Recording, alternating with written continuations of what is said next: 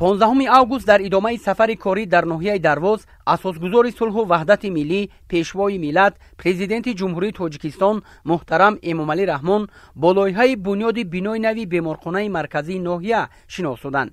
иттилоъ дода шуд ки иншооти мазкур бо мақсади баланд бардоштани сатҳи хизматрасонии тиббӣ ба аҳолӣ дар доираи тадбирҳои ободониву бунёдкорӣ ба истиқболи ҷашни 35-солагии истиқлоли давлатии ҷумҳурии Тоҷикистон бо дастгирии ҳукумати ҷумҳурии Тоҷикистон ва шарикони рушд бунёд карда мешавад.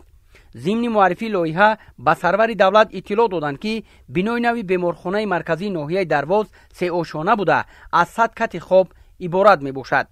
бинои нави беморхона дар заминаи бинои ҳозираи беморхонаи марказии ноҳия бунёд мегардад. пас аз анҷоми корҳои сохтмонии бинои нав бо таҷҳизоти муосири соҳавӣ муҷаҳҳаз карда мешавад. сохтмони бинои нави беморхонаи марказии ноҳияи Дарвоз дар рӯзҳои таҷлили ҷашни 35-солагии истиқлоли давлатӣ тӯҳфаи арзишманди ҳукумати мамлакат барои сокинон ба шумор меравад. айни ҳол беморхонаи марказии ноҳияи Дарвоз дорои 5 шуъба буда ба 22700 нафар аҳолии ноҳия хизмати тиббӣ мерасонад.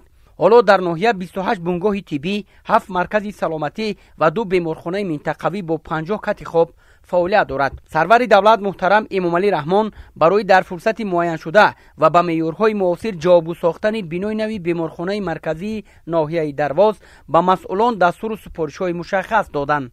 ҳамчунин дар ҳамин ҷо ба президенти ҷумҳурии Тоҷикистон муҳтарам Эмомалӣ Раҳмон лоиҳаи бунёди бинои нави шуъбаи вазорати корҳои дохилии ҷумҳурии Тоҷикистон дар ноҳияи Дарвоз муаррифӣ гардид. тибқи лоиҳа бинои шуъба аз 3 ошона иборат буда бо дар назардошти талаботи замони муосир бунёд мегардад ва дар он ба кормандони мақомоти корҳои дохилӣ барои иҷрои уҳдадориҳои касбӣ ва пешрафти фаъолияти хизматӣ шароити зарурӣ фароҳам оварда мешавад.